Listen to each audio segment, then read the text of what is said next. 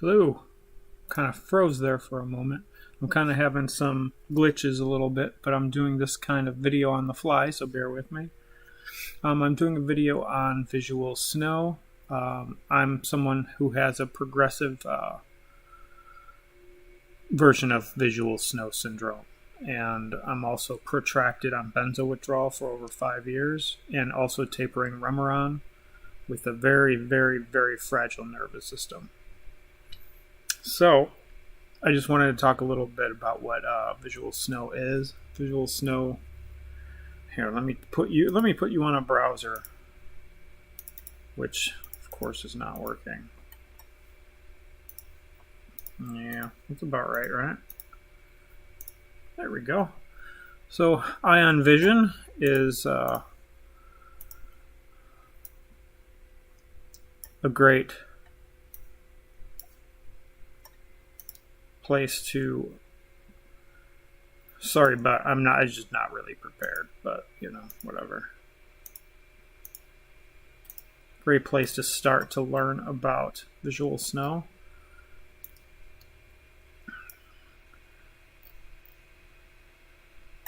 So we'll just read along. Visual snow syndrome, VSS, is a chronic, debilitating, and persistent neurological condition which affects a person's vision, hearing, and brain function. The primary and shared symptoms of VSS sufferers in visual snow.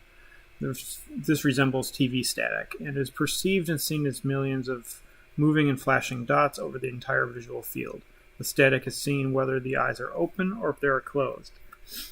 While visual snow itself is not as rare as once believed, visual snow syndrome is. Full-blown syndrome carries multiple symptoms with it, in addition to the symptoms of visual snow. Now, that's kind of what with when it comes to symptoms of visual snow. There's a lot of them, and people usually just assume it's just static. And if it was just static, things would be a lot easier. So here's a pretty good list of symptoms that you can have of visual snow. Static across the entire visual field. Eye floaters, which is pretty normal for people, but people with visual snow tend to have a lot of floaters. Trails, and I usually talk about that in the sense of people who do acid. You have trails. When things move like that, you can still see it for a long period of time.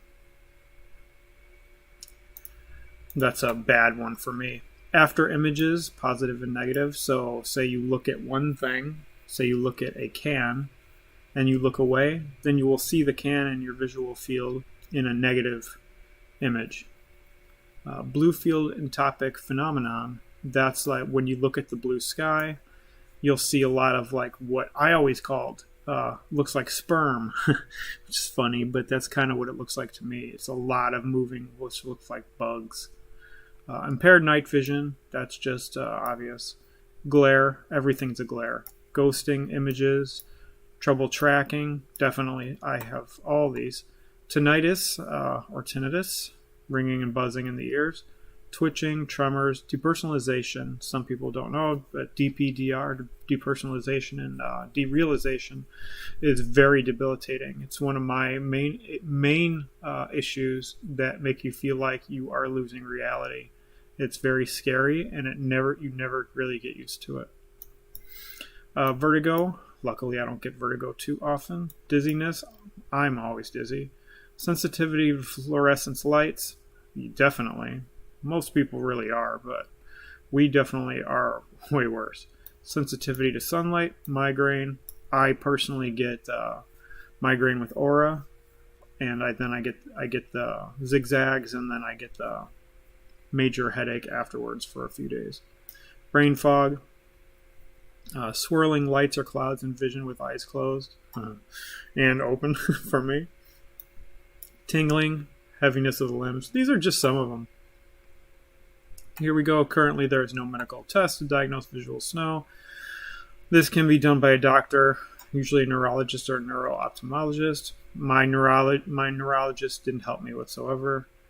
I don't have a neuro-ophthalmologist in the system, so I can't get one of those. And it's based on the patient's symptoms. If the patient is only seeing static with no other symptoms, then they would have a diagnosis of visual snow as a symptom, but not visual snow syndrome. If a patient has additional symptoms like the ones listed above, along with the visual snow static vision, then they would receive a diagnosis of visual snow syndrome. But they are Ion Vision Foundation is always looking for donations, so definitely, if you can, go to ionvision.com/donate, and you can donate as much as $1. Regular person's vision, person with visual snow's vision. That's what I see. Not exactly, but you get the point. Alright, let's go back to me for a moment. So I was ripped off of Xanax after a short-term use over 5 years ago. And for some reason it had an extreme negative effect, and it basically debilitated me. And right after that, I was so sick, and I'm not going to go through my whole entire story detail to detail, but I was so completely sick, and I didn't sleep for almost 11 days straight, I would say. And so the doctor, and I didn't know much about medications at these times, but the doctor put me on Remeron, which he told me was a sleep medication, which to find out it's not, but it is prescribed off-label for sleep. To find out for years that it was the Remeron in general that's been keeping me sick, and a lot of my symptoms that debilitated me were from Remeron as well. Now, mind you, my nervous system got completely crushed by being ripped off of benzos, that still to this day, I'm in a worse spot I have been in years. It's utterly crushing. Like I said, I can't go through the whole story right now because I want to make this more about visual snow, but I just want you to know what I'm dealing with. And I've noticed my visual snow. When I first got visual snow, well, actually, I never really realized I first got it, to be honest. And I was at 20 years ago, maybe 25, I don't know. I was at a doctor's appointment, and the nurse practitioner told me to read the eye chart. And when I was looking at it, I said, I can see it clear, but I can't see through the fuzz. And this bell went off in my head. And I'm like, holy shit, I'm not supposed to be seeing like this. And at that time, I had a mild version of visual snow. It was just snow mostly, and blue field stuff, and floaters and stuff like that. But it wasn't serious. It was weird, but it wasn't serious. So I can give you a quick rundown of what it looks like. This video right here, sorry, this captured video keeps freezing on me. I don't know why. Let me just reset it. There we go. It's pretty close to this, where things move and ghost, and but the snow is pretty much right on. It sucks like that, so yeah. Let me see if I can get this video up. No. Let me add I'd like you to see it. No, that ain't gonna work. So we will just go back. It's hard. It was one of those things I realized that I had visual snow, and I'm like, okay, so now what? There was 20, 25 years ago, nobody even knew what it was. I had a few MRIs in the past and stuff like that, and of course nothing shows up. People just said, cope with it, you'll deal with it. So that I did. Look at that, I am frozen again. I don't know what's going on with my camera today. So as the years went on, it progressed, I would say maybe 2% a year. I don't know why it progressed. Possibly stress, because I'm a very high stress person. And after, years after, I went on, and then eventually I got ripped off of benzos, and that was 5 years ago. That was an extreme stress on my body. Now that my nervous system's very much damaged, I can't really do anything.